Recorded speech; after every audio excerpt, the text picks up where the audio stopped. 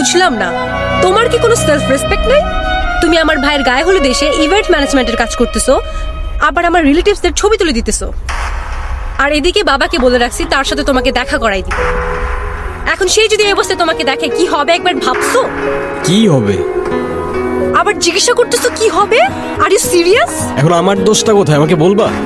হ্যাঁ, এখানে একটা সিলি ঝামেলা হয়েছিল, হুইচ আই ডিডন্ট নো।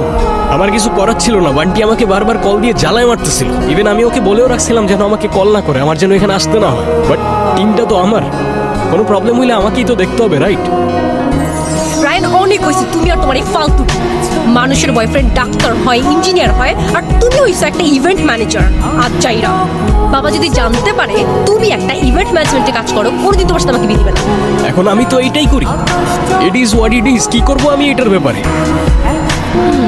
তোমার কিচ্ছু করা লাগবে না, তুমি তাকিয়ে তাকিয়ে দেখো আর অন্য আরেকজন এসে আমাকে বিয়ে করে নিয়ে যা, তখন এসে ছবি তুলো। এই, তোমার কি আমার এক্সপেন্স সম্পর্কে কোনো ধারণা নেই? এই কাজ করে তুমি আমাকে হ্যাপি রাখতে পারবা? এখন তোমার এই কথাগুলোর কি উত্তর দিব আমি তো জানি না। আমি যতদূর জানি, ভালো থাকতে খুব বেশি কিছু তো লাগে না।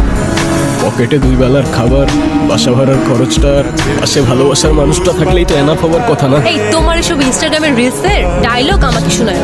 গত 2 বছর একই কথা বলে আসতেছে। বাবা অলরেডি আমার জন্য একটা ছেলে ঠিক করে রাখছে, আর তার বাবা অনেক রিচ।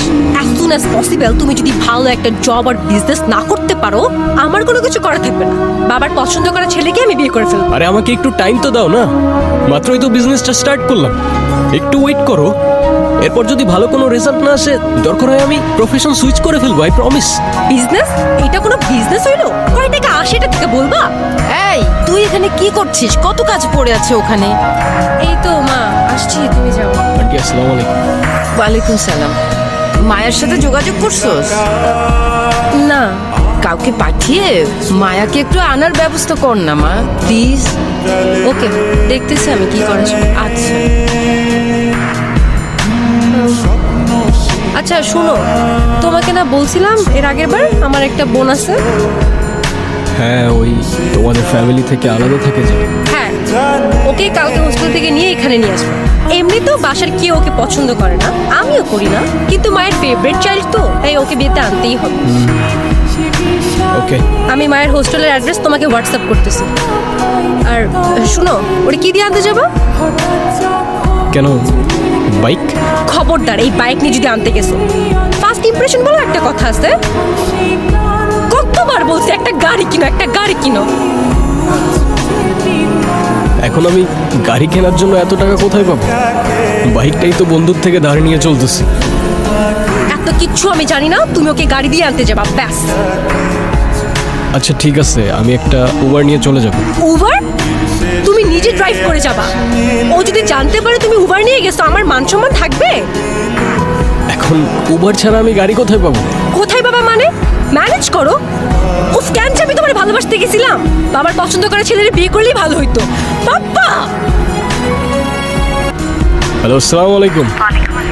আমি রায়ান, ছায়া পাঠিয়েছিল আমাকে তোমাকে পিক আপ করার জন্য। এই তো তোমার হোস্টেলের সামনেই। ওকে।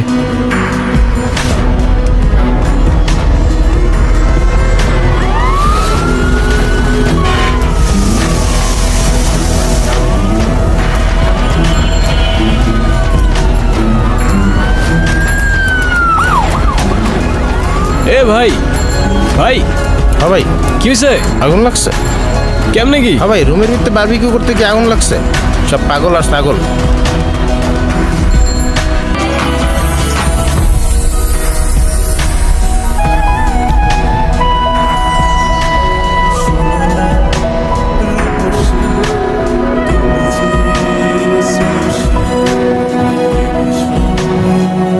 তুমি রায়ান? হ্যাঁ, আর তুমি মায়া?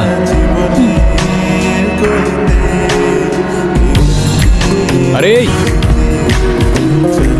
এই, কোথায় যাচ্ছ? কোথায় যাচ্ছি? সেটাই তো, তুমি কোথায় যাচ্ছ? যেখানে যেতে হবে। তো আমাদের সাথে গাড়ি আছে তো? তো তো চলো। আরে